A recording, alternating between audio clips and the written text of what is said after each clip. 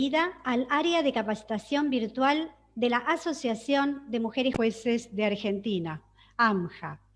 Hoy nos reunimos por segunda vez en el ciclo internacional de conferencias titulado Desde ambos lados del Atlántico, una mirada de juezas y funcionarias españolas y argentinas, organizado en forma conjunta por la Escuela Judicial del Reino de España y la Asociación de Mujeres Jueces de Argentina.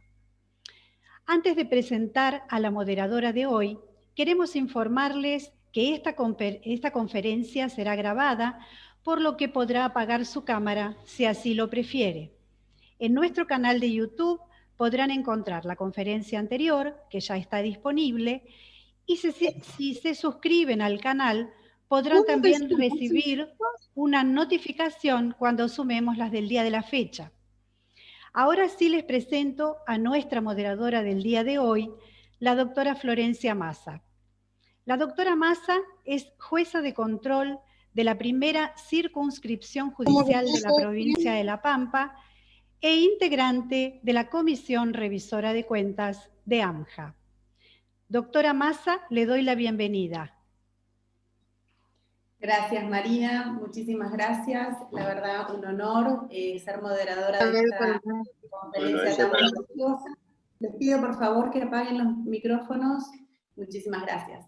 Y muchísimas gracias a quienes me convocaron para participar de esta conferencia y de ser moderadora de tan prestigiosas ponentes. Muchísimas gracias. Les informo a todos que todo el material que las ponentes vayan mencionando va a ir siendo subido al chat de Zoom y también va a estar subido al campus de AMJA, con lo cual pueden consultarlo también en el campus una vez finalizada la charla, y también van a ser subidas las exposiciones de ambas magistradas también al campus de AMJA, así que también pueden verlo ahí una vez que finalice la charla del día de hoy. Les pido por favor también que las preguntas que tengan para cada una de las expositoras las realicen a través del Zoom, del chat del Zoom, para hacerlo de manera más ordenada y en lo posible poner a cuál de las dos expositoras va dirigida la pregunta, para hacer un mejor orden una vez que finalicen las exposiciones y podamos realizar las preguntas para ambas. Bien, la charla de hoy es sobre derechos humanos y pandemia, una mirada desde los documentos de organismos convencionales del sistema europeo y del sistema interamericano de derechos humanos. Va a exponer en primer término la doctora Carla Martínez Castro. Carla Martínez Castro es nacida en Barcelona, licenciada en Derecho por la Universidad de Barcelona, ingresó en la carrera judicial en el año 2001, ha sido juez del Juzgado de Primera Instancia e Instrucción número 4 de Cornellá de Llobregat, magistrada del Juzgado de Primera Instancia e Instrucción número 6 de Gavà y magistrada de Primera Instancia número 21 de Barcelona. Es profesora ordinaria del área de Derecho Civil y Procesal Civil de la Escuela Judicial desde el 30 de julio de 2019. Ha participado como ponente en diversos cursos y seminarios, tanto en España como en el extranjero. Ha impartido docencia en la Universidad de Pompeu Fabra de Barcelona y en la Universidad of Texas at Austin de Estados Unidos. Ha sido tutora de jueces en prácticas de la Escuela Judicial, así como de alumnos de la Universidad Autónoma de Barcelona y de la Universidad de Abad Oliba. En colaboración con la Escuela Judicial, ha ejercido como juez de acogida de numerosos grupos de magistrados extranjeros y latinoamericanos. Carla Martínez Castro, le doy la palabra. Muchísimas gracias, Florencia, por tu presentación, por su presentación. Y muchísimas gracias a todos los que están con nosotros hoy en esta fantástica jornada, en este encuentro a ambos lados del Atlántico. Es un acontecimiento, una vez más, que une nuestros lazos de esta amistad tan profunda que tenemos con los países iberoamericanos y especialmente con Argentina. Y nada, agradecerles y explicarles que estoy encantada y contentísima de estar con ustedes en esta jornada y hablando de este tema tan fundamental que es la pandemia y los derechos humanos. Efectivamente, somos conscientes de que tenemos una pandemia que afecta a todo el planeta y allí entran en conflicto, o es cuando nos preguntamos qué pasa con los derechos humanos y si puede haber un conflicto entre el derecho a la vida y la integridad física que tratan de proteger nuestros gobiernos y las limitaciones que puede que nos impongan debido a esta necesidad de proteger este derecho a la vida e integridad física. Entonces me gustaría empezar compartiendo con ustedes un vídeo que yo creo que muchos de ustedes van a conocer porque precisamente está hecho por la Asociación de Amantes de Fútbol Argentina. Y es un vídeo que yo he conocido muy recientemente y me ha parecido muy importante porque da una visión de la pandemia. El mensaje que envía es no tanto desde que estamos con una guerra, estamos en una guerra y somos soldados, que es un mensaje un poco negativo, ¿no? Es una metáfora un poco con connotaciones peyorativas, sino que el mensaje que envía es un mensaje de que todos unidos podemos luchar contra la pandemia. Y también verán en este vídeo, que es muy cortito, cómo hablamos de derechos fundamentales también, el derecho a la vida y la integridad física y cómo también limitan nuestros derechos. Entonces voy a compartir la pantalla ahora para enseñarles que veamos todos juntos este vídeo y así también lo podemos comentar luego.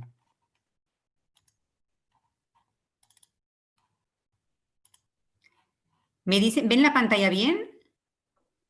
Excelente, doctora. Perfecto. Nadie sale campeón solo. Ni Diego en el 86, que sin ese gol del burro en la final no hubiera levantado la copa, ¿o no? ¿Qué pelo tenía Filiol? Y Argentina te tiene a vos. Y te necesita para ganar. Hoy tenemos el partido más difícil de nuestra historia.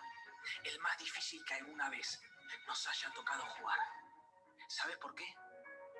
Porque los argentinos no sabíamos lo que significaba extrañar hasta hoy. Extrañar a nuestros viejos, extrañar a nuestros amigos, a nuestros hermanos, nuestros sobrinos o a nuestro amor. Nunca se nos cruzó por la cabeza que dos potencias como Italia o España pierdan el partido antes que nosotros. Y cómo duele, porque en nuestro equipo somos todos hijos y nietos de todos ellos. Esto no queda acá. Por eso, haceme caso. Dale bola a los capitanes que ya se pusieron de acuerdo. Respetá la distancia. No salgas a cualquier lado. Que quedas en offside y perjudicas al equipo. Está encerrado concentrando hace días para ganar. No discutas por el chat. Que el partido es largo y la camarilla no suma para salir campeón. Mira toda la gente que te banca afuera.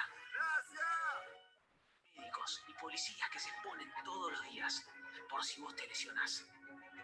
No se amontonen todos arriba o abajo. A la Argentina le sobra espacio. Toquen, pero guarda con la mano. Abran la cancha, ventilen cada vez que puedan. Porque aunque parezca que el rival no existe, es peligrosísimo a la hora de atacar. ¿Y vos? ¿No darías las 2 copas que tenemos por ganar esta? Pensá en tus viejos y en tus abuelos, cuando todo esto termine y ya no tengan que rezar. Vamos, Argentina, esto va en serio. Cueste lo que cueste, este partido lo ganamos jugando en equipo. Porque en este país hay una fuerza que es más fuerte que cualquier pandemia. La de volver a encontrarnos, adentro de la cancha o en cualquier otro lugar.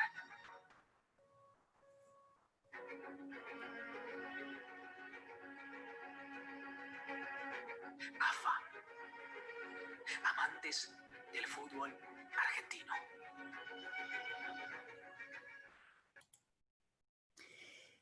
Muy bien, pues supongo que lo conocían este vídeo, no sé la verdad, yo no lo conocía y me ha gustado mucho verlo. Ay, a ver qué pasa, un segundo que sale. Ya está.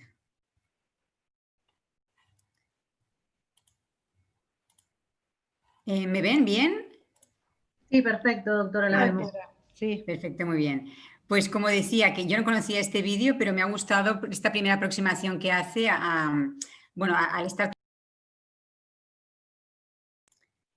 estar todos juntos con un objetivo fundamental, que es el bien común, que es este derecho fundamental de todos a la vida y a la integridad física, y para ello sí que enlaza con las limitaciones a nuestros otros derechos fundamentales que tenemos, ¿no? Como se puede ver el quédate en casa, ¿no? Este quédate en casa que sin duda es una limitación a nuestra libertad de circulación, nuestra libertad de ambulatoria.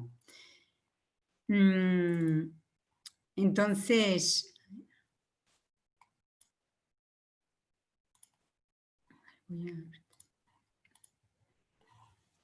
como les decía, bueno, tenemos la pandemia que nos asola a nivel planetario. ¿Ven también mi PowerPoint ahora? Sí, perfectamente. Muy bien.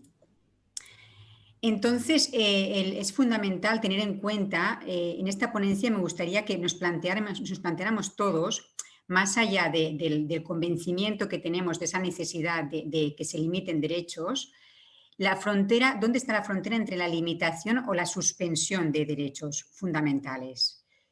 Nuestro Convenio Europeo de Derechos Humanos, que es una herramienta fundamental, un documento fundamental elaborado por el organismo convencional Consejo de Europa, es decir, en el Consejo de Europa los miembros son 47 países, nos hemos dotado de un Convenio Europeo de Protección de Derechos Humanos, que es este documento fundamental de la Organización Internacional Consejo de Europa. Y este documento va a ser interpretado por el Tribunal Europeo de Derechos Humanos con sede en Estrasburgo. Ese documento, el Convenio Europeo de Derechos Humanos, recoge una serie de obligaciones para los Estados miembros, unas obligaciones de respetar los derechos humanos que son inherentes a toda persona humana por el hecho de serlo. Pues bien, el propio Convenio Europeo de Derechos Humanos recoge la posibilidad de limitar los derechos humanos. Muchos derechos, la mayoría, son derechos limitados. Solamente podemos decir que el derecho a la vida y el derecho, por ejemplo, a la integridad física y a la prohibición de torturas o tratos inhumanos degradantes, esos derechos sí que son absolutos, pero el resto son derechos que pueden ser limitados en determinadas circunstancias. Por lo tanto, allí ya se puede prever que los países, para luchar contra la pandemia, pueden limitar esos derechos. Pero hay que hacerlo con una serie de garantías. Por ello, el Consejo de Europa ha hecho un documento recientemente, el 7 de abril del 2020, un documento dirigido a los países miembros del Consejo de Europa, en el sentido de decirles que vayan con cuidado en estas limitaciones. Es decir, las limitaciones tienen que ser temporales y las necesarias para conseguir ese objetivo común, que es lo que hemos dicho, la protección del derecho a la vida y la integridad física. Por lo tanto, este documento del Consejo de Europa es un documento muy relevante al tener en cuenta que, bien, se permiten las limitaciones y, por otra parte, estas limitaciones tienen que ajustarse a la legalidad. Y, en cierto modo, también nos recuerda la importancia de tener en cuenta a las personas vulnerables en estado de pandemia. Las personas, por ejemplo, mujeres que sufren violencia de género, por ejemplo, que tienen que encontrarse debido a los confinamientos que han tenido lugar en todo el mundo y han afectado a millones de personas, personas que tienen que encontrarse con el agresor, conviviendo con el agresor y sin poder salir, por ejemplo, a terapia, a lo mejor que necesitaban una terapia y un acompañamiento psicológico para afrontar esa situación dramática que están viviendo, pues ya no tienen esa parcela de intimidad para lograrse de armas, para superar su situación personal. Por lo tanto, el Consejo de Europa está también diciendo personas vulnerables, no solamente las mujeres que sufren violencia de género, sino también, por ejemplo, las personas que están en prisión, que están en prisión y que se encuentran con una situación, por ejemplo, que dejan de tener los vis a vis, ese derecho que tienen ellos a recibir a su pareja y a tener relaciones con su pareja, pues no lo van a poder tener debido al confinamiento, debido a la pandemia. Pues el Consejo de Europa ha hecho también una declaración teniendo en cuenta que se proteja ese derecho a las personas privadas de libertad, de salir al aire libre, de comunicarse por Internet, por ejemplo, si a lo mejor antes no tenían posibilidad de utilizar Internet para sus relaciones comunicativas con el exterior, que ahora puedan tenerlo. Y también el Consejo de Europa se acuerda de otras personas vulnerables como son, por ejemplo, las personas que tienen problemas mentales, que están viviendo esta situación, que no tienen las herramientas que podemos tener las personas que no padecemos problemas mentales, unas herramientas más de capacidad de adaptarnos a la situación. Personas que ven a todo el mundo con mascarillas, no pueden relacionarse con seres queridos y que les afecta especialmente esa situación. Por ejemplo, también las personas sordas que necesitan interpretar muchas veces los labios para saber qué les está diciendo la otra persona, el interlocutor, se encuentran con también un problema también que afecta a su derecho humano a entender también al otro. Entonces, el Consejo de Europa está diciendo aquí que hay que tener en cuenta esas limitaciones que pueden hacer los Estados, pero siempre con cautela, respetando también en la medida de lo posible y ponderando. Esta palabra de la ponderación es fundamental en el juego de las restricciones y limitaciones de derechos humanos. Les quiero también mencionar un artículo que posiblemente también tienen todos en la cabeza, puesto que también está en la Convención Interamericana. Es el artículo 15 de nuestro Convenio Europeo de Derechos Humanos, que corresponde al artículo 27 de la Convención Interamericana. Este artículo, ¿qué nos dice? Nos dice que es posible que los Estados, en ciertas circunstancias, puedan suspender o derogar. La palabra que utiliza nuestro convenio es derogar, que equivale a una suspensión. Suspender esos derechos fundamentales que reconoce el propio convenio y que impone su respeto a los Estados. Y efectivamente, esa posibilidad de suspensión está contemplada en el artículo 15 del Convenio Europeo de Derechos Humanos y requiere de una comunicación al Consejo de Europa a través de su secretario. Y algunos países, como por ejemplo Letonia, Rumanía, Armenia, Moldavia, Estonia, Georgia, Albania, Macedonia del Norte, Serbia y San Marino, han utilizado este mecanismo de comunicación, han comunicado al Consejo de Europa: cuidado, vamos a suspender derechos fundamentales para afrontar la gestión de la pandemia. Muchos de ellos ya han acabado esa suspensión, ya no la han mantenido, fue una suspensión temporal, efectivamente, pero han utilizado este mecanismo que prevé nuestro Convenio Europeo de Derechos Humanos y que también prevé la Convención Interamericana.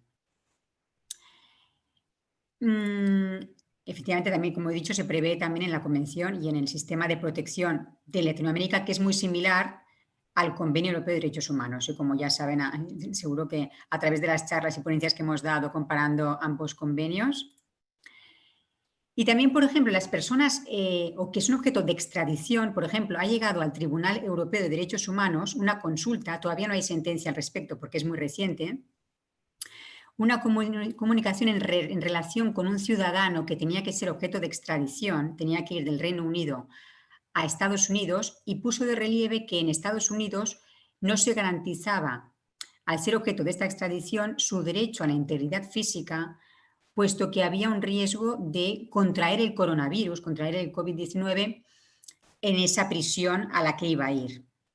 Y por todo ello, esto está siendo objeto de consulta en el Tribunal Europeo de Derechos Humanos, que más adelante ya dictará sentencia, teniendo en cuenta, estamos viendo ahí de nuevo cómo jugamos con los derechos fundamentales y el derecho a la integridad física de una persona de, está bien, soy objeto de extradición, pero quiero que se respete mi derecho a la integridad física y que no vaya yo a contraer el virus porque vaya a ir a una prisión que no está dotada de los mecanismos de seguridad y de sanidad necesarios. En cuanto al caso español, nuestro caso español, ustedes saben que nuestra Constitución española, que recoge los derechos fundamentales, y sus derechos fundamentales se interpretarán siempre de acuerdo con los tratados internacionales, es decir, el contenido de los derechos fundamentales que prevé nuestra Constitución siempre deberá interpretarse a la luz del contenido que se ha establecido en tratados internacionales, prevé efectivamente la posibilidad de un estado de alarma. Lo que ha hecho nuestro gobierno español para gestionar la crisis sociosanitaria de la pandemia es declarar el estado de alarma. Lo declaró en marzo y ahora lo ha vuelto a declarar también, aunque a nivel un poco más de menor intensidad, porque el primer estado de alarma que hizo el Estado español dio lugar a un confinamiento absoluto y total de la población. Estuvimos casi 3 meses confinados en nuestras casas y ahora se permite, lo que hay es un toque de queda. A partir de las 10 de la noche no se puede salir de casa y también hay unas limitaciones a la hora de salir de la provincia el fin de semana, de la ciudad, también de la comunidad autónoma, una serie de limitaciones, pero no tan restrictivas, puesto que en marzo yo creo que ustedes saben también que incluso se cerraron los colegios estuvieron cerrados, teníamos a nuestros hijos en casa y la verdad es que eso fue muy inquietante a la hora también de pensar en sus derechos también incluso a moverse, ¿no? a que les diera la luz. Y ahora, por suerte, en esta segunda ola que estamos sufriendo en España, los colegios están haciéndolo, la mayoría de ellos, presencial todo, y en este sentido se está viendo que el derecho de los niños a la educación presencial y el derecho también a interrelacionarse con los demás forma parte también de los derechos necesarios de los niños. Se está viendo allí, incluso en Francia, se han adoptado medidas muy restrictivas, pero los colegios siguen abiertos. Está cerrando otros centros, hostelerías, etcétera, pero se entiende que puedan ir los niños al colegio y la educación es fundamental. Pues bien, como les decía, en España se ha declarado el estado de alarma y eso lo prevé nuestra Constitución española, prevé esa posibilidad. Porque nuestra Constitución española prevé 2 tipos de estados, el estado de alarma, de sitio y de excepción. Y remite concretamente para su regulación a una ley orgánica, que es la Ley Orgánica 4/1981. Pero con el estado de alarma no se puede suspender ningún derecho fundamental. Por lo tanto, la regulación que hace nuestro gobierno declarando el estado de alarma siempre nos recuerda que no está suspendiendo ningún derecho. Nos dice, hago todas estas restricciones, son limitaciones, pero no suspendo. Ahí está el debate, ¿no? Efectivamente, dice que no puede suspender, pero quizás algunos pueden pensar que sí que hay suspensiones de derechos por el hecho de no poder salir, ¿no? Podrían decir, bueno, sí, pero puedes salir a trabajar, puedes ir a comprar, con lo cual hay una limitación, no hay una restricción. En principio se trata de que no puede haber una suspensión con un estado de alarma. Para ello haría falta la declaración de estado de sitio o de excepción. Eso es una idea fundamental que tenemos que tener en cuenta. ¿Y por qué ese conflicto que puede haber entre...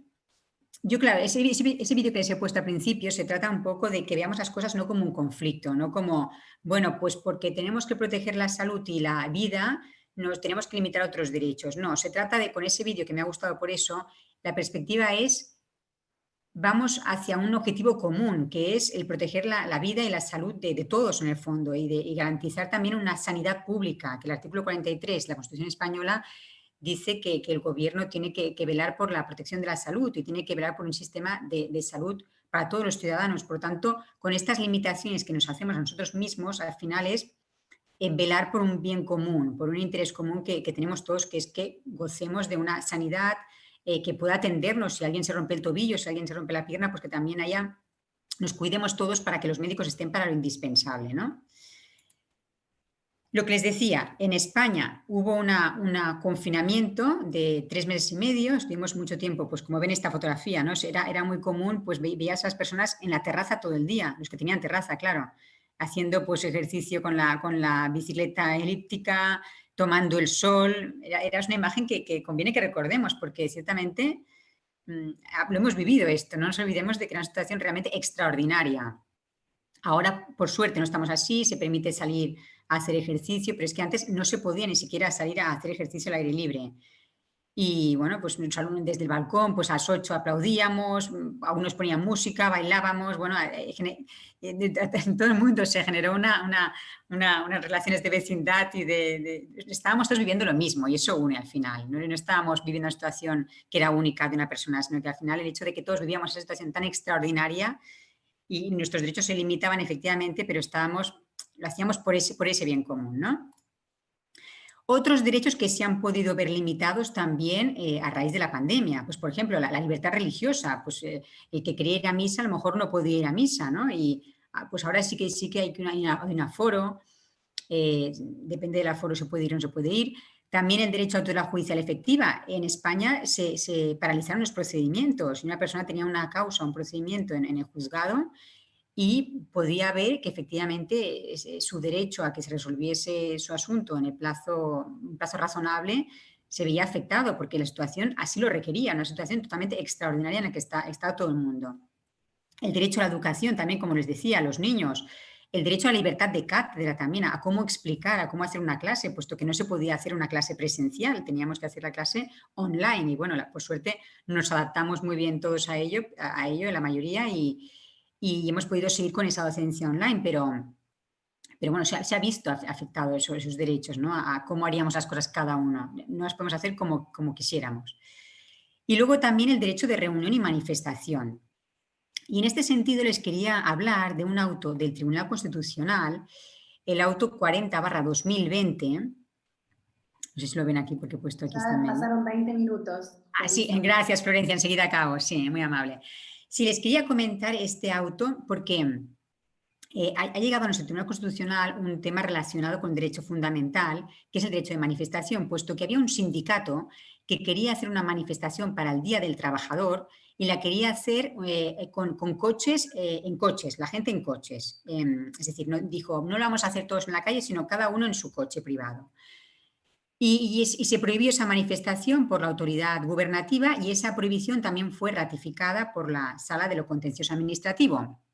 El sindicato recurrió en amparo al Constitucional y el Constitucional efectivamente ratifica esa prohibición, da la razón al juzgado en el sentido de que dice, muy bien, efectivamente ese derecho a la libertad es una libertad de manifestación, es un derecho fundamental, pero como sabemos puede ser limitado en algunas ocasiones como prevé la propia Constitución. Y aquí tenemos en juego el principio de la salud pública y de la vida, porque si todo el mundo va a esa manifestación hasta que llegan a los vehículos, sale en masa muchísima población. Luego también se para el tráfico rodado, con lo cual también es difícil que ambulancias que puedan requerir de urgencia para llegar a un hospital se encuentren con un obstáculo en la circulación. Todo eso lo tiene en cuenta el Tribunal Constitucional y hace una ponderación de derechos y dice, entiendo aquí justificada esa prohibición de ese derecho fundamental. Y bueno, simplemente para acabar, mencionarles que formamos parte de una orquesta, y es verdad que se limitan derechos que tenemos todos, pero esta imagen de una orquesta me gusta para acabar, puesto que es la manera de decir, estamos aquí, no es una guerra, no me gusta la imagen de la guerra, me gusta la imagen de que todos juntos podemos no luchar, sino conseguir el objetivo que es pensar en el bien común y pensar en el bien fundamental que es la vida y salvemos cuantas más vidas mejor y salvemos también la salud de cuantas más personas mejor. Por eso me gusta esta imagen de la orquesta y que todos podemos contribuir a este logro. Muchísimas gracias, ya me callo, como pone aquí el emoticono, y simplemente agradecerles su escucha y quedo a su disposición para cualquier pregunta que puedan hacerme. Muchas gracias. Bueno, muchísimas gracias. La verdad, muy interesante, Carla, tu charla, todo el tema de las personas vulnerables, tener en cuenta a las mujeres que sufren violencia de género, todo eso me parece súper interesante porque los que trabajamos en ese tema hemos visto cómo se han incrementado algunas situaciones de violencia a raíz del encierro y de las cuarentenas, y esta división entre suspensión de derechos y limitación de derechos me pareció súper interesante, así que muchísimas gracias, Carla, por tu exposición muy clara. Muchas gracias. No estoy compartiendo pantalla, ¿verdad, ya? No, ya está, perfecto. Okay, pues no sé cómo lo he hecho, no he sido consciente de que dejar de compartir, o sea que fenomenal, gracias. Muchas gracias. Bien, le voy a dar la palabra ahora a Marta Elia Altave. Marta es abogada, egresada de la Facultad de Derecho y Ciencias Sociales y Políticas de la Universidad Nacional del Nordeste, magíster en Derecho Procesal Constitucional de la Facultad de Derecho y la Universidad Nacional de Lomas de Zamora, doctora en Derecho de la Universidad Nacional del Nordeste, profesora titular por concurso de la Cátedra A de Teoría y Derechos Constitucionales de la Facultad de Derecho y Ciencias Sociales y Políticas de la Universidad Nacional del Nordeste, integra el Comité Ejecutivo de la Asociación Argentina de Derecho Constitucional, Es replicadora de los programas de género y trata de personas con fines de explotación sexual de la Oficina de la Mujer de la Corte Suprema de Justicia de la Nación Argentina. Es integrante de la Cátedra Libre de Derecho Indígena, doctor Ricardo Altave, de la Facultad de Derecho y Ciencias Sociales y Políticas de la Universidad Nacional del Nordeste, y es vicepresidenta primera de la Asociación de Mujeres Jueces de Argentina, así como jueza de la Cámara de Apelaciones en lo contencioso administrativo y electoral de la provincia de Corrientes. Marta, te doy la palabra. Bueno, muchas gracias Florencia por la presentación. Buenas tardes a todos los asistentes. Muchas gracias a Marina, a Anabela, a Cecilia, que hacen posible toda la logística para que estemos hoy acá. Un abrazo a todos los integrantes de AMJA por darme la posibilidad de representarlos en este evento. Un saludo especial a Carla, que es mi coequiper hoy esta tarde. Me emocionó mucho ver el video, que toca todos los sentimientos argentinos, así que muchísimas gracias. Gracias a todos los presentes por estar esta tarde acá. Buenas tardes a todos, muchas gracias. Los invito a que se suscriban al canal de YouTube de AMJA, donde van a poder volver a ver esta y todas las conferencias del ciclo, por supuesto. Y también decirles que el PowerPoint que voy a compartir enseguida, como el aporte teórico de lo que voy a decir, está a disposición en AMJA, en la plataforma, y a disposición de todas las personas que están presentes hoy aquí. Así que lo pueden pedir al correo institucional de AMJA, me imagino. Después les dirán Marina y Cecilia de qué manera. Bueno, voy a compartir. ¿Se ve? ¿Se ve? Sí, doctora, sí, se ve perfecto. Bueno, muy bien. Bueno, voy a hablar del Sistema Interamericano de Derechos Humanos.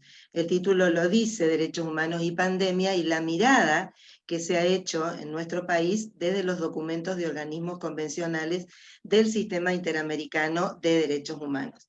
Y es necesario que haga algunas aclaraciones, como por ejemplo que la Argentina es signataria integra dos sistemas de protección de derechos humanos, el Sistema Universal de Naciones Unidas y el Sistema Interamericano de Derechos Humanos.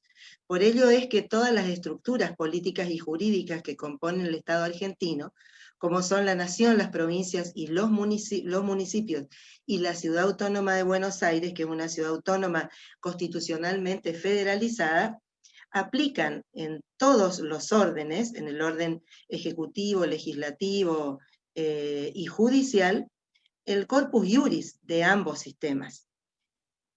¿Por qué ello? Bueno, porque voluntariamente la nación argentina ha suscrito esos pactos, tratados y convenciones, se ha sometido también voluntariamente a la competencia de los organismos creados por esos pactos, tratados y convenciones a través de los órganos políticos permanentes que gozan de la mayor legitimidad democrática en nuestro país. Porque quien negocia y firma los tratados es el Poder Ejecutivo Nacional, que asume al menos con el 40% de los votos válidos emitidos, y los aprueba el Congreso Nacional, que representa al pueblo todo de la nación y a las autonomías políticas. A eso tenemos que agregar que conformamos un Estado federal, donde necesariamente debe haber un orden de prelación de las normas federales por sobre todo el ordenamiento jurídico provincial y el ordenamiento jurídico municipal y de Ciudad Autónoma de Buenos Aires. Por eso hay una cláusula árbitro, que es el artículo 31 de la Constitución Nacional, que menciona precisamente la Constitución, los tratados, las leyes del Congreso, diciendo que todas las autoridades locales deben adscribirse a esa normativa, no obstante cualquier disposición en contrario que hubiera en sus regímenes jurídicos.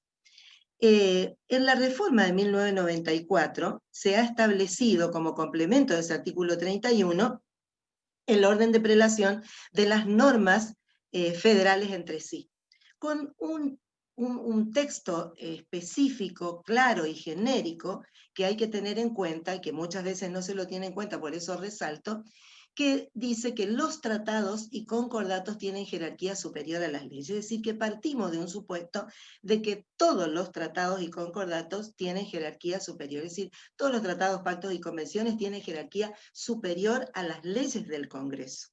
Y además, en ese propio texto, se elevan a jerarquía constitucional un número importante de documentos internacionales que pertenecen tanto al sistema de la OEA como al sistema de Naciones Unidas. Pero también ese artículo 75 faculta al Congreso Nacional a elevar con jerarquía constitucional solamente a tratados sobre derechos humanos con un quórum agravado de ambas cámaras del Congreso. Y lo ha hecho, acá tienen el nombre de las convenciones, como voy rápido no la voy a leer, en 1997, en el 2004 y en el 2014. Todo ello conforma un bloque de constitucionalidad, conformado por la Constitución Nacional, los tratados elevados a jerarquía constitucional. Esos pactos, también debo mencionar que en la Argentina rige el control de constitucionalidad jurisdiccional difuso en los 25 poderes judiciales que tiene nuestro Estado. Uno es nacional, 23 provinciales y uno es Ciudad Autónoma de Buenos Aires.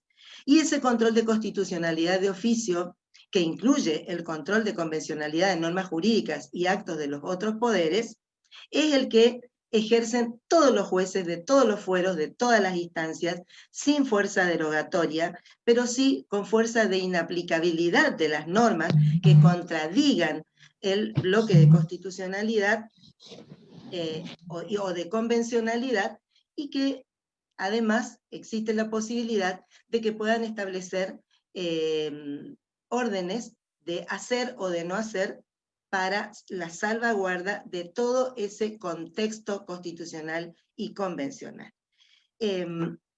Por eso aclaro acá que todo el derecho nacional tiene que adecuarse a los compromisos internacionales asumidos por el Estado argentino, y agrego que también deben consustanciarse con aquella normativa supralegal. Acuérdense de la primera parte del 75 que explicaba hoy. En ese contexto, en el sistema interamericano de derechos humanos, que es al que me voy a referir, impacta necesariamente en el derecho interno, porque además de los textos de los pactos y convenciones, deben aplicarse todo el corpus iuris del sistema interamericano de derechos humanos por las autoridades nacionales, provinciales y municipales, del modo en que los organismos internacionales lo han interpretado. ¿De dónde surge ello? De este mismo 75, inciso 22, en el párrafo que dice, en las condiciones de su vigencia, criterio que fue adoptado por la Corte en los casos allá, en las primeras épocas post-reforma 1994, precisamente en 1995, en los casos Giroldi y Café La Virginia, de los cuales podemos hablar después si quieren. ¿Qué ocurrió con este tema de la pandemia de la COVID-19 provocada por el virus conocido como coronavirus en nuestro país? ¿Qué pasa con ese plexo normativo y jurisprudencial, convencional y constitucional?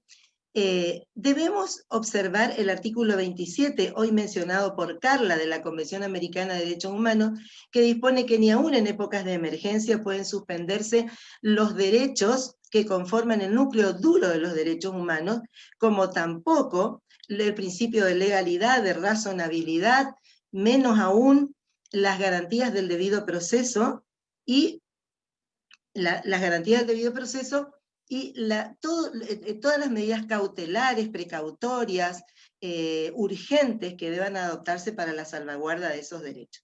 Y además, la Corte Interamericana de Derechos Humanos, en las opiniones consultivas 8 y 9, ha dicho que esto también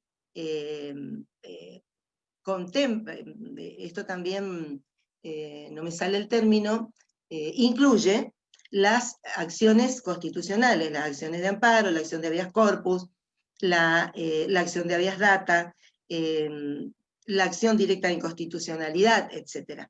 En el mismo sentido, el Pacto Internacional de la ONU, que también debe ser observado en la Argentina. Y quiero aclarar por lo que mencionaba hoy Carla, que la Argentina, no obstante que no efectuó la declaración del estado de sitio, cursó las notificaciones que contemplan este artículo 27 de la Convención y el 4º del Pacto Internacional de Derechos Civiles y Políticos por vía Cancillería. Y respecto de la pandemia COVID-19, tenemos la declaración 1 de la Corte Interamericana y que con una diferencia de un día, la resolución 1 de la Comisión Interamericana de Derechos Humanos. En estos documentos de, por supuesto, obligatoria aplicación en este tiempo por todos los órganos de nuestro país, legislativos, administrativos, judiciales y especialmente teniendo en cuenta todas las estructuras políticas argentinas, se aconseja respetar la perspectiva de derechos humanos y las obligaciones internacionales. De ellas, la presidenta jueza Elizabeth Odio Benítez señaló que tiene por objeto que los estados tengan presente y no olviden sus obligaciones internacionales y la jurisprudencia de la Corte para asegurar la efectiva vigencia y la protección de los derechos humanos en la respuesta y contención de la pandemia. Es decir, respecto de todos esos casos de confinamiento y de restricción de derechos que refería Carla.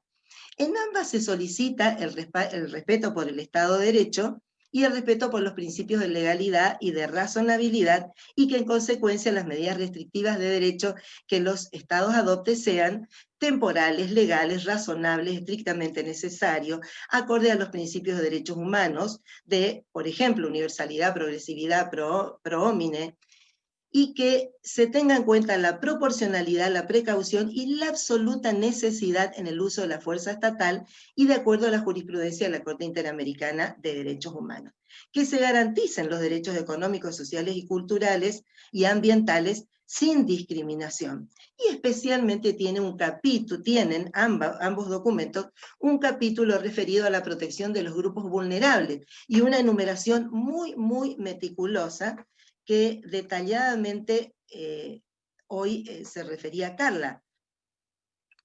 Hay que garantizar, también se aconseja garantizar de manera oportuna y apropiada a todos sin discriminación el derecho a la vida, el derecho a la salud, la protección especial y de calidad de los trabajadores de la salud, asegurando la provisión de equipos, materiales e instrumentos que protejan la integridad en forma segura. Se señala, igual que en el sistema europeo, el aumento exponencial de la violencia contra las mujeres, que significa el aislamiento, y se pide especialmente el ajuste de todas las medidas a la Convención Belén do Pará, mediante acciones de prevención de violencia sexual y de género en todas sus formas, y que se puedan asegurar mecanismos de denuncia directa e inmediata, reforzar la atención de las víctimas, incorporar la perspectiva de género con enfoque interseccional, es decir, mujer, pobre, indígena, por ejemplo, en el caso nuestro. Bueno, en el caso de las personas privadas de libertad, hay una serie de recomendaciones que tienen que ver con evitar la superpoblación y el hacinamiento, el tomar medidas alternativas a la privación de la libertad, y también respecto del trabajo y las fuentes de trabajo, las fuentes laborales, como el resguardo del salario y la provisión de alimentos y medicamentos a los desocupados, a las personas en situación de calle, el acceso a la información teniendo siempre en cuenta que Internet en el sistema interamericano y el sistema internacional de derechos humanos es considerado un derecho humano para que puedan tener el acceso a la información, algo que siempre reclamaron en todos los foros que vimos de la OEA, los líderes y lideresas indígenas de América, que reclamaban justamente el derecho a la información para poder tomar las medidas adecuadas sanitarias y de cualquier medida, ¿no? Bueno, sobre todo, la protección de los datos personales, asegurar el acceso a la justicia, los mecanismos de denuncia, la protección de periodistas y defensores de derechos, a fin de que podamos evaluar permanentemente la situación epidemiológica en cada país. Me olvidaba de algo muy importante. La permanente alerta de los órganos y las dependencias estatales para combatir la xenofobia, el racismo o la discriminación, para evitar la violencia contra las personas infectadas. ¿Qué ocurrió en la Argentina? el decreto presidencial de necesidad y urgencia 297 prorrogó la emergencia sanitaria dispuesta por la Ley Nacional de diciembre del 2019. Este decreto es del 19 de marzo del 2019, y en sucesivos decretos de necesidad y urgencia, si acá hay un déficit muy importante en la Argentina, porque el Congreso es el gran ausente en este momento, se fue disponiendo tanto el confinamiento, es decir, el aislamiento social preventivo y obligatorio, el ASPO, que significó el confinamiento de la población por muchos meses, y luego el distanciamiento social preventivo y obligatorio, y luego el distanciamiento social, que es la situación en que nos encontramos actualmente. Estas medidas fueron compartidas por los gobiernos locales, que conforme el artículo 118 de la Constitución Nacional, tiene a los gobernadores como agentes naturales del gobierno federal. Pero resulta que fueron tomados de dispar manera, dada la autonomía, y en muchos casos muchos más restrictivos que en determinados lugares, por ejemplo, en la Ciudad Autónoma de Buenos Aires.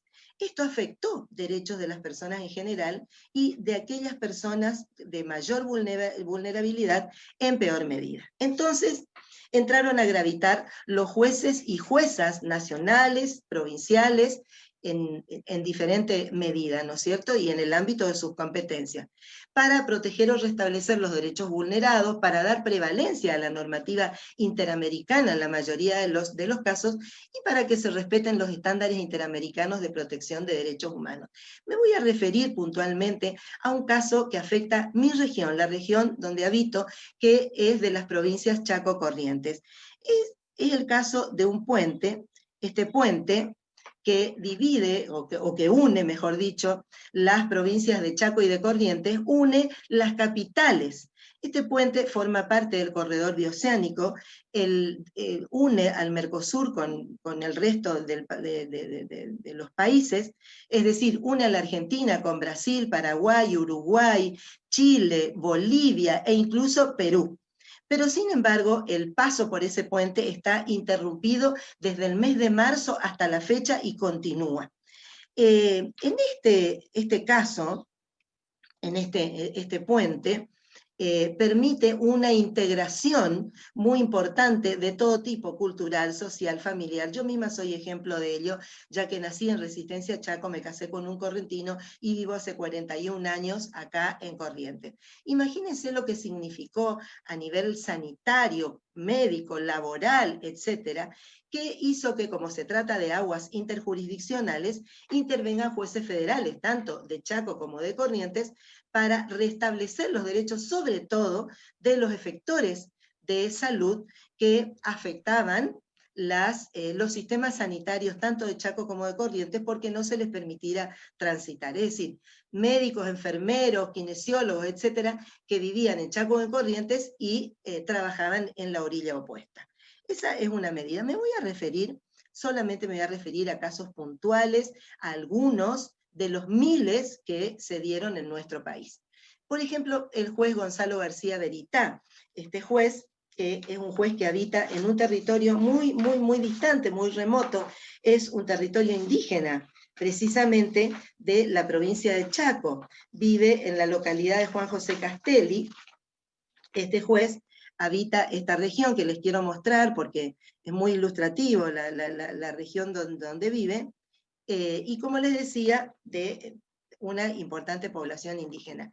Este juez, en tiempos de total aislamiento en el mes de abril, dispuso la vinculación de una beba de 1 año institucionalizada en la ciudad de Resistencia Chaco con sus pretensos adoptantes que se encontraban a más de 400 kilómetros de distancia, autorizando el tránsito de los mismos a esa ciudad. Y además, el mismo juez, como medida cautelar, designó guardador y lo autorizó a cobrar la asignación universal por hijo de 2 niños abandonados en situación de calle, a un vecino para asegurar cubrir las necesidades esenciales de alimentación y de salud de los mismos. Una jueza de acá, de la ciudad de Corrientes, comunicó telefónicamente, dada la situación de aislamiento y justamente porque había casos de COVID en la institución, la cobertura total de la obra social de una enferma de cáncer que debía someterse a prácticas quirúrgicas y de quimioterapia y otros en la ciudad de Buenos Aires, que dista a 1000 kilómetros de la ciudad de Corrientes. Quiero hablar ahora, en esta parte, de los jueces de paz de la provincia de Corrientes.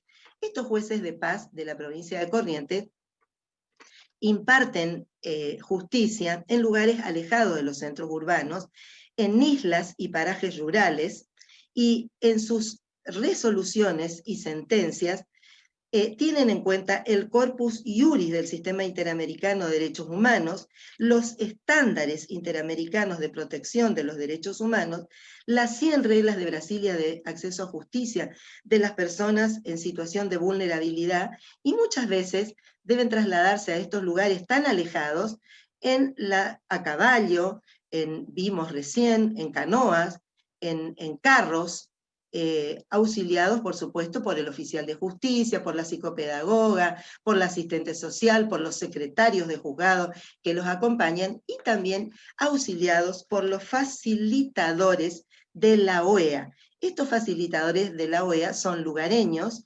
líderes muchas veces en sus comunidades pequeñas, que no deben pertenecer a partidos políticos y son instruidos por los jueces conforme los protocolos de la OEA para facilitar el acceso a justicia de las personas en situación de vulnerabilidad.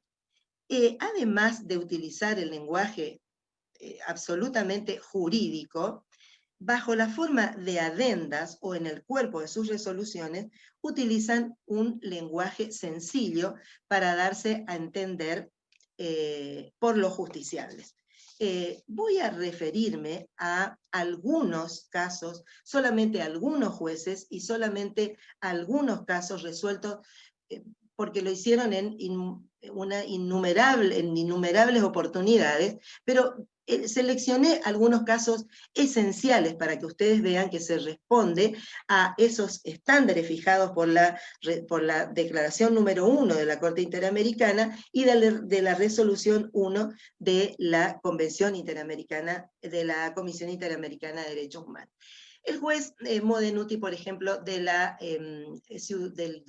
pueblo de Itaibaté, Corrientes, determinó que las cuotas alimentarias que estaban depositadas en las cuentas judiciales bancarias puedan ser cobradas por ventanillas, no obstante que estaban cerrados y prohibido el ingreso del público a los bancos, porque las personas en situación de vulnerabilidad, mujeres rurales, en la mayoría de los casos, no contaban con tarjetas de débito.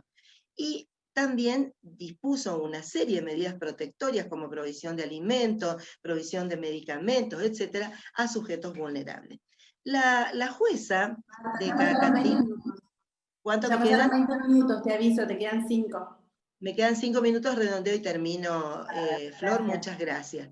La jueza de Cacatí, Corrientes, a través de videollamadas, concretó la asistencia psicológica de una niña enferma y el traslado de la misma al Hospital Central con el auxilio, dado sus bajos recursos, del municipio y la policía por padecer COVID-19.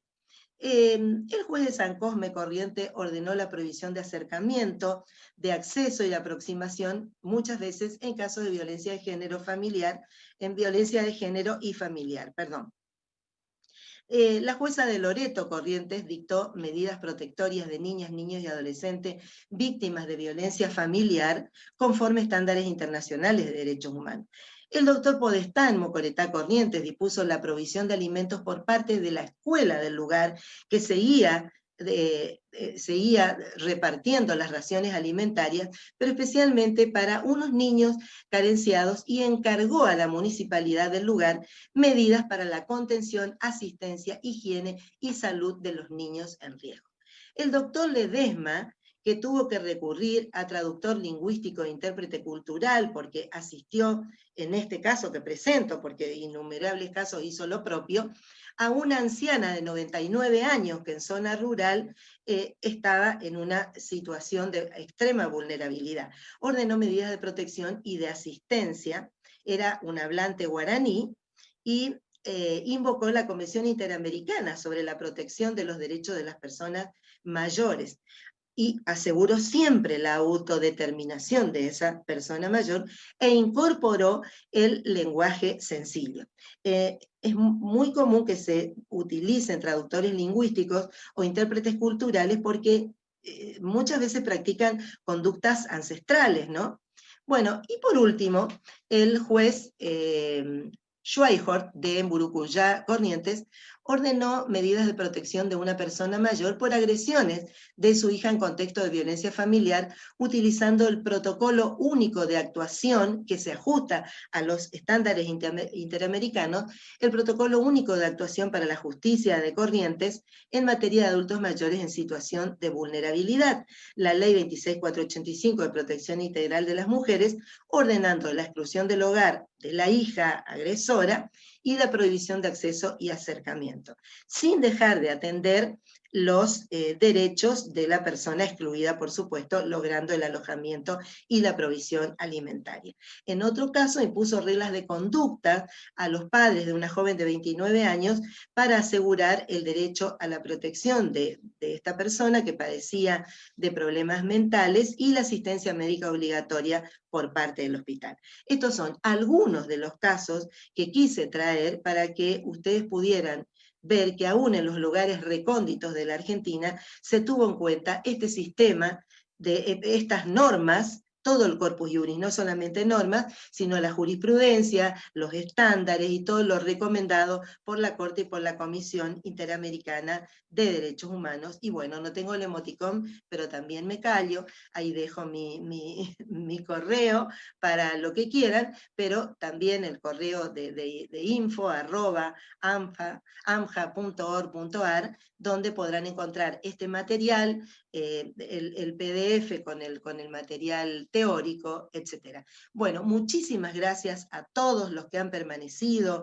estoicamente esperando y escuchando. Muchísimas gracias nuevamente a todos los asistentes y a todas las personas que han colaborado para que esto sea posible. Especialmente mi agradecimiento personal a la doctora Aida Tarditi, presidenta de AMJA, que es la hacedora de todas estas cosas, y al director de la Escuela Judicial del Reino de España, que ha creído en AMJA y nos ha permitido participar. Muchísimas gracias. Muy bien, Marta, muchísimas gracias, la verdad excelente, estoy viendo muchísimos mensajes de felicitación para ambas, tanto para Carla como para Marta, la verdad que han sido excelentes exposiciones.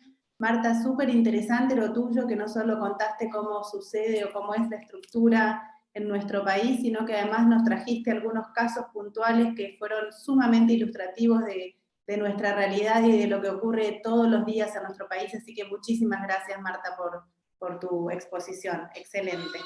Tengo algunas preguntas. Shirley Vizquez hace una pregunta que creo que, si bien fue luego de la charla de Carla, me parece que va a poder contestarla mejor Marta. Dice, ¿cómo se ha equilibrado en Argentina el derecho de las personas menores de edad a relacionarse con sus progenitores en cuanto al régimen de visitas y la pandemia por el COVID-19? Bueno, aquí en la Argentina hubo diferentes etapas.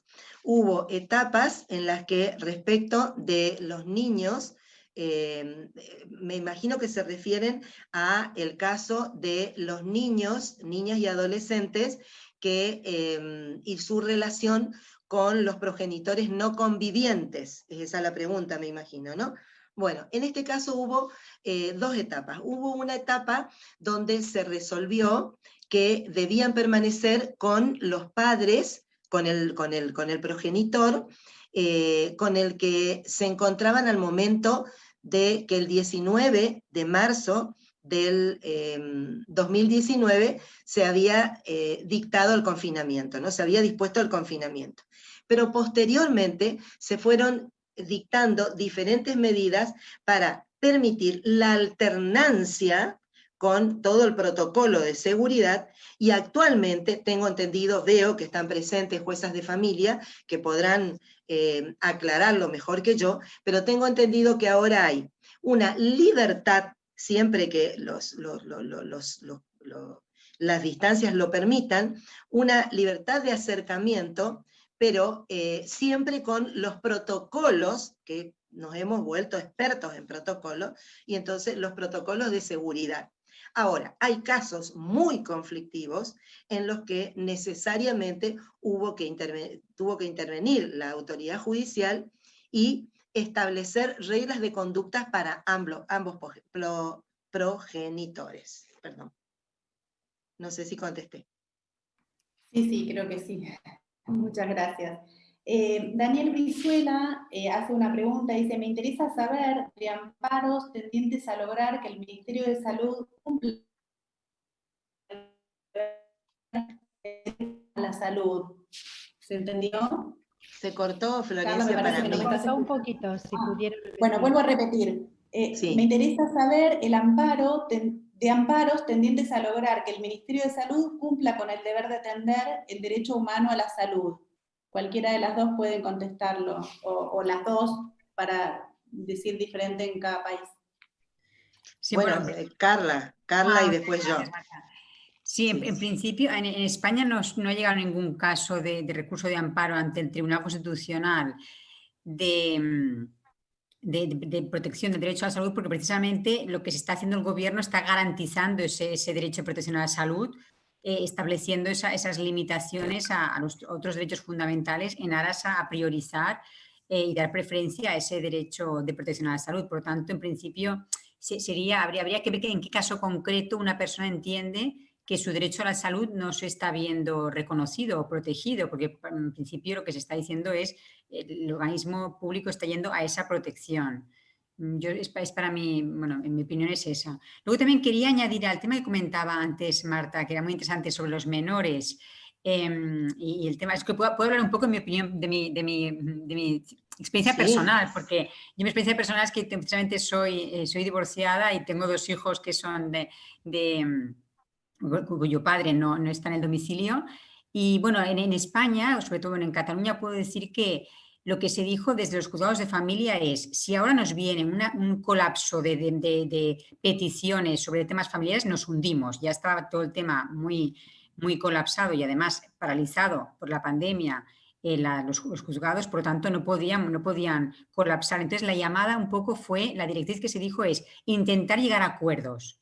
Es decir, aquí se apeló un poco al sentido común y al sentido que comentábamos antes del pensar en la solidaridad y decir, no vamos a estar para discusiones. Bueno, en mi caso personal, porque me llevo fantásticamente con el padre de mis hijos, no hubo ningún problema. Lo que hicimos es alteramos el régimen que veníamos haciendo, que había mucho más movimiento de los niños de una casa a otra, lo alteramos en el sentido de, bueno, mientras dure esto, el confinamiento estarán una semana en cada casa. O sea, no llegaron a confinarse, porque yo incluso le dije a mi exmarido, le dije, a ver, pueden estar siempre conmigo, pero claro, también tenían que poder ver al otro progenitor y en ese sentido tampoco hubo una directriz clara por parte del gobierno de decir no podrán ir los niños, no podrán ir a casa de su padre.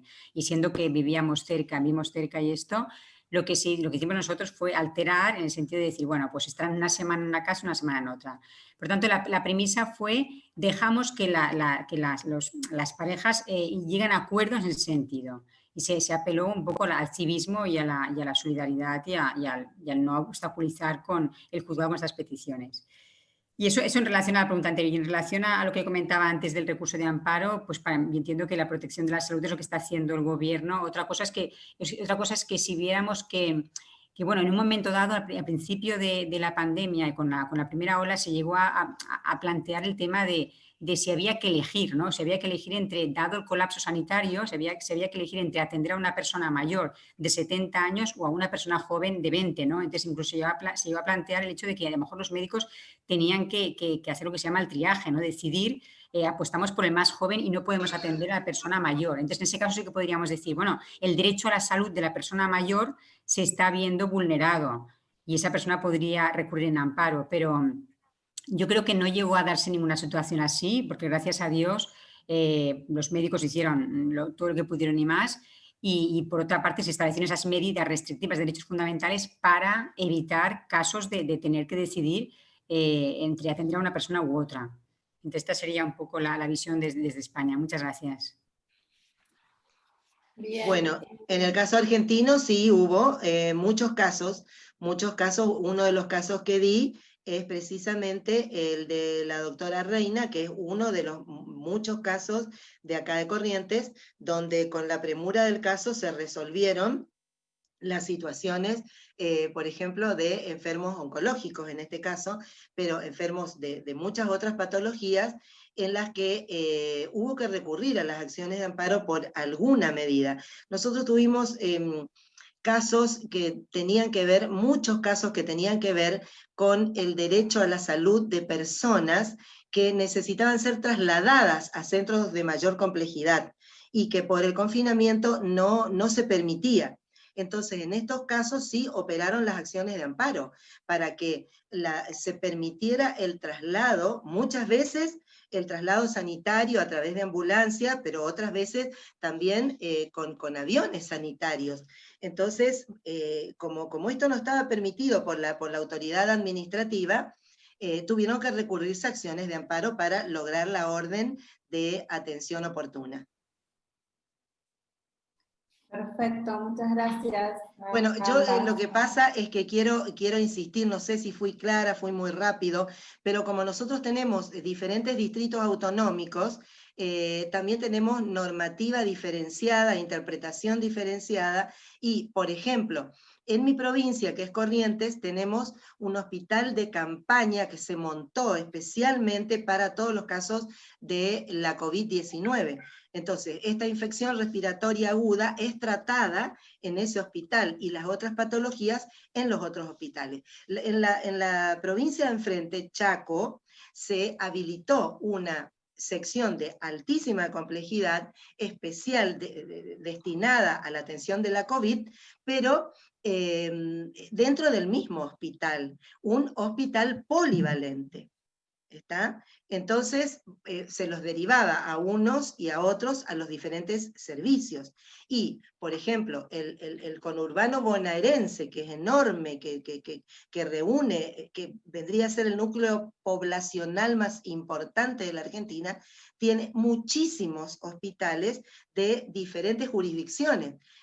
Hospitales provinciales, hospitales municipales, de la Ciudad Autónoma de Buenos Aires, etc. Entonces, digamos que las medidas eran tomadas con sentido local. Eso es lo que quería explicar.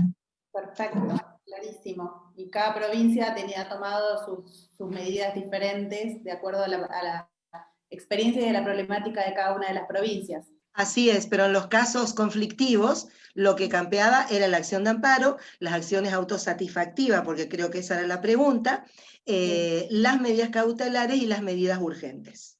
Perfecto. Se ha puesto para compartir pantalla, no sé con quién. ¿Yo? Otra Silvia, pregunta de Celeste Varela, que dice, ¿cuál es el protocolo de actuación respecto a los jueces de paz con amplias facultades y lo regulado sobre los facilitadores de la OEA? Creo, Marta, que esa es para vos. Ah, sí, cómo no. Bueno, los facilitadores de la OEA son esos, son personas que facilitan el acceso a la justicia de los sujetos vulnerables. Entonces, en esos lugares alejados y recónditos, hay facilitadores judiciales, hombres y mujeres que no tienen que pertenecer a ningún partido político, ni ser pastores o sacerdotes de algún culto, ni nada que se relacione con ello, y referentes del lugar, y que son entrenados, son seleccionados y entrenados por los jueces de paz, que a su vez han estudiado muchísimo para poder saber todos los protocolos de la OEA y que permanentemente se están actualizando. Los procedimientos son especiales, depende para qué se trate, pero además el Superior Tribunal de Justicia, con la anuencia de muchos facilitadores, jueces y demás, ha ido dictando protocolos de actuación para diferentes situaciones de violencia de género, de asistencia a niñas y adolescentes, a personas mayores, a enfermos, a personas que no hablan el castellano, en fin. Hay diferentes protocolos que tienen un objeto en común: facilitar el acceso a la jurisdicción y, por lo tanto, lograr la tutela judicial efectiva en tiempo oportuno. Bien, acá Francisco Durán hace una pregunta también, dice, no sé si en Argentina implementaron ayuda económica y de otro tipo para los estratos más desposeídos. Aquí en Guatemala dice, no llegó a todos, pero a la gran mayoría no llegó, dice. Sí, acá en la Argentina, con una gran amplitud, se implementaron muchas medidas de asistencia social a personas mayores, a madres solas, el ingreso universal por hijo, el IFE, que es una ayuda financiera de emergencia, bueno, diferentes denominaciones, y se ha brindado la asistencia que estaba contemplada y solicitada en la Declaración 1 de la Corte Interamericana de Derechos Humanos, de auxilio económico a las pymes, por ejemplo, también, a los desempleados, aquellas personas que estaban desempleadas, asistencia a las pymes pagando parte de los salarios por parte del Estado. Sí, se implementaron todas esas medidas de asistencia social. Bien, voy a hacer un par de preguntitas más y ya vamos cerrando porque si no vamos a estar mucho tiempo. Luznelda Solís hace una pregunta, dice, en República Dominicana se celebran audiencias virtuales, pero hay resistencia de los abogados, y pregunta, dice, en los tribunales de España y Argentina, ¿cuáles son las medidas que se han tomado para la protección de los colaboradores judiciales y de los propios abogados, independientemente de las medidas de hacer audiencias virtuales? Muy bien. ¿Qué contestás vos, Carla, que sos la que habló primero? Muchas gracias, Florencia y Marta. Sí, bueno, antes quería también concretar, también en España, en las declaraciones de estado de alarma y sobre todo en esta última que se ha hecho, se ha permitido mucho a las comunidades autónomas y a las entidades locales tener también un grado de autonomía competencial en cuanto a medidas a adoptar. Es decir, aquí por ejemplo, ahora mismo, en la situación que tenemos ahora, si vas a Valencia, por ejemplo, o si vas a Andalucía, puedes ir a cenar fuera, puedes ir a un restaurante, puedes tomarte un café. En cambio, en Cataluña no.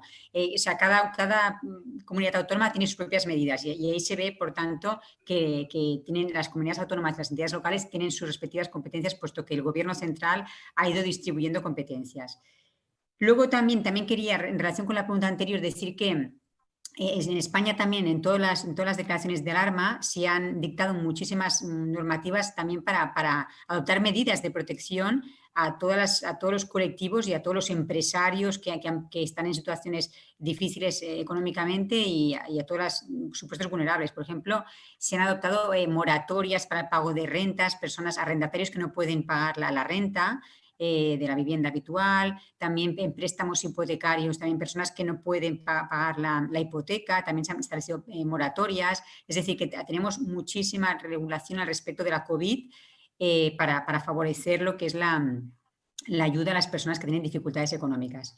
Y ya en concreto, respecto a lo que me comentaban ahora de las medidas de protección a nivel ya judicial, se ha establecido, como también decía el propio oyente y el participante, que la posibilidad de celebrar audiencias virtuales. Se están celebrando y se celebraron sobre todo en el momento más álgido de la pandemia, esas audiencias virtuales. Y luego, aparte de eso, las medidas de seguridad, pues de intentar adoptar cada juez y funcionario turnos, establecer turnos de presencia al trabajo, establecer también pues, los geles, los guantes, las mascarillas. Y sobre todo aquí nos hemos dado cuenta también de la importancia de estar en centros ventilados, es decir, centros que permitan la ventilación. Ahora con la pandemia nos hemos dado cuenta de esa importancia de abrir ventanas. Y hay edificios judiciales que no tenían esa posibilidad.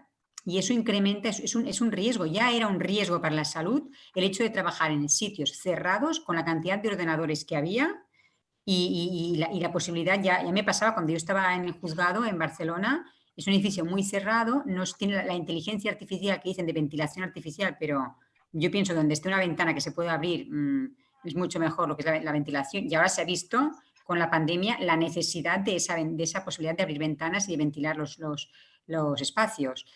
Y yo recuerdo cuando estaba en el juzgado que si una persona entraba con un constipado, abogados que entraban ahí, que estaban tosiendo en la audiencia, estábamos todos allí con el virus, con la tos, con una persona muy cercana, ¿no? Y eso se tendría que mirar un poco cómo podríamos hacer para que estos edificios pudieran ser, claro, tendría que cambiarse todo el edificio, es muy difícil porque se ha invertido mucho dinero en edificios enormes, edificios judiciales, todos ellos sin ventilación ninguna. Y la medida fundamental de protección de las personas que ahí trabajan sería esa posibilidad de abrir ventanas, porque los jueces son los primeros que han ido a trabajar, porque sí que trabajaron mucho en casa cuando era necesario, pero en la medida de lo posible han vuelto a los juzgados y ahora están todos ellos en los juzgados, porque somos así de vocacionales y enseguida pues queremos estar en el juzgado para estar allí y trabajar con los expedientes y atender a los funcionarios y al justiciable. Otras medidas que se han adoptado también es que las personas que van a juzgado, pues que pidan cita previa, que no vayan como iban antes, que iban allí al juzgado a contar un poco su demanda y que les recibiera pues, el funcionario, la gente. Pues ahora se han establecido muchas más medidas limitativas en el sentido de que bueno, no se podrá venir al juzgado sin avisar.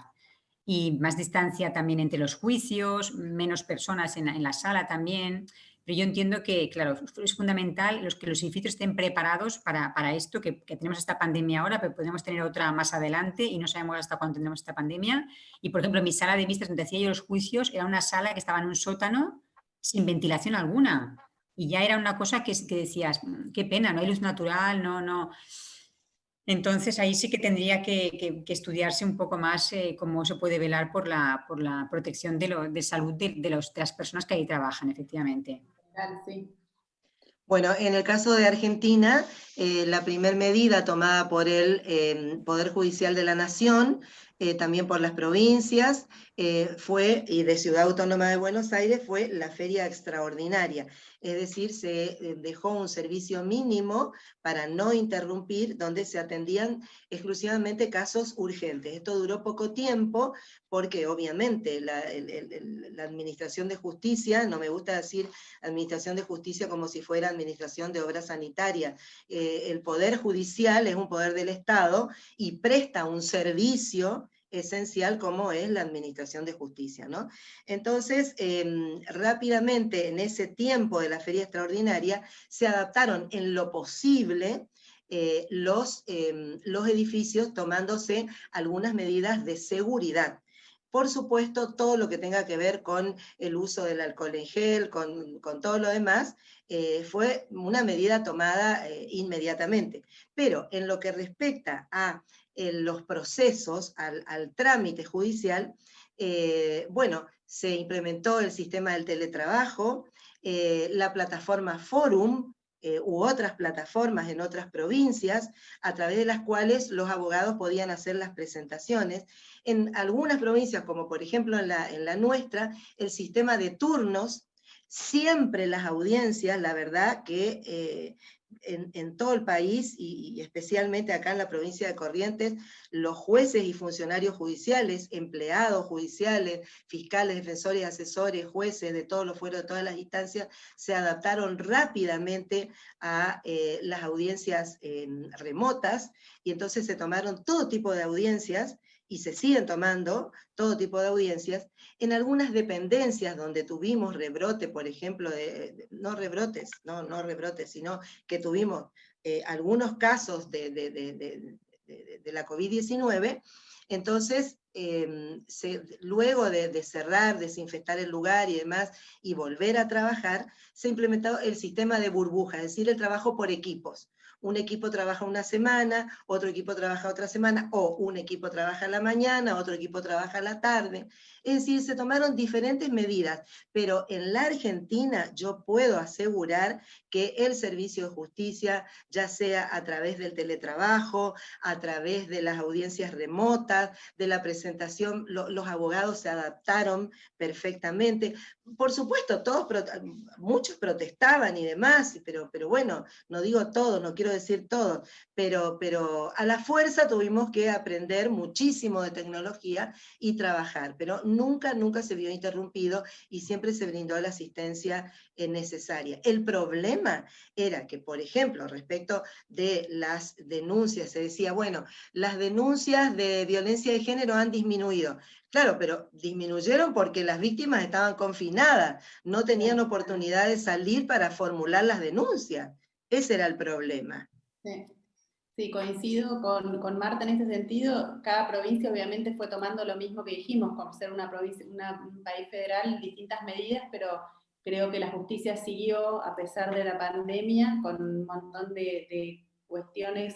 El teletrabajo sirvió un montón, y nosotros tenemos también el mismo sistema de turnos para ir, y se toma la temperatura a todas las personas que ingresan al edificio, o sea que también se controla de esa manera, bueno, que las personas que ingresen estén sanas o al menos no estén con síntomas en ese momento. Había una pregunta más. Perdón, y me olvidaba, y el uso, perdón, Florencia, y es obligatorio, en el caso del Poder Judicial de Corrientes, el uso permanente del barbijo. De barbijo, nosotros trabajamos permanentemente, yo ya tengo una marquita por acá, permanentemente el barbijo, durante y otra cosa, todo el como tiempo. Las personas de riesgo trabajamos desde nuestros hogares. Yo tengo una cuestión de salud y trabajo desde mi hogar, desde marzo estoy trabajando desde mi hogar, pero haciendo el mismo trabajo que estaría haciendo en tribunales por el teletrabajo y por que tenemos un sistema por internet, así que podemos hacer el trabajo a distancia, así que no se ha visto interrumpido desde ese lugar, por suerte, el trabajo de tribunales. Así es. Bueno, decía que había una última pregunta, pero creo que ya fue contestada con las otras cuestiones que fueron realizando, así que nada más agradecer. Hubo un montón de comentarios y de gente que ha comentado cuestiones de lo que ocurre en otros países, en Guatemala, en España y en otros lugares. Agradecemos muchísimo a todos haber estado y habernos acompañado hasta el último momento, de Perú, de Brasil, de varios lugares. Y les recuerdo a todos, los invito a unirse a nuestra página de YouTube, es AMJA Prensa. Ahí van a estar también todas estas disertaciones, las van a poder volver a escuchar. Y lo mismo también las van a poder escuchar desde el campus virtual, van a recibir un mail para poder acceder al campus virtual para poder escuchar nuevamente las charlas y ver todo el material que han mencionado las disertantes. Repito, el YouTube, AMJA Prensa, para que si pueden suscribirse al canal, les agradecemos un montón. Muchísimas gracias a todos. No sé, Marina, te dejo la palabra para que hagas el final. Muchas gracias. Bueno, agradecemos a todos desde AMJA y queremos también invitarlos a cada miércoles de noviembre a sumarse a una nueva conferencia. El próximo miércoles 18 de noviembre estará a cargo de la doctora Gloria Pasten de Ishihara, de Argentina, y la doctora Cita Hernández Larrañaga, de España, y Elena Gil Esteve. La moderadora será la doctora Viviana Dobarro. Muchas gracias y que tengan muy buenas tardes. Gracias por acompañarnos. Gracias a ustedes, gracias a todas las personas que permanecieron. Gracias, Florencia, muchas gracias. Y abrazos a todos, que todos estemos bien. Saludos desde Perú. Muchas gracias, ha sido un placer. Gracias a ustedes, gracias.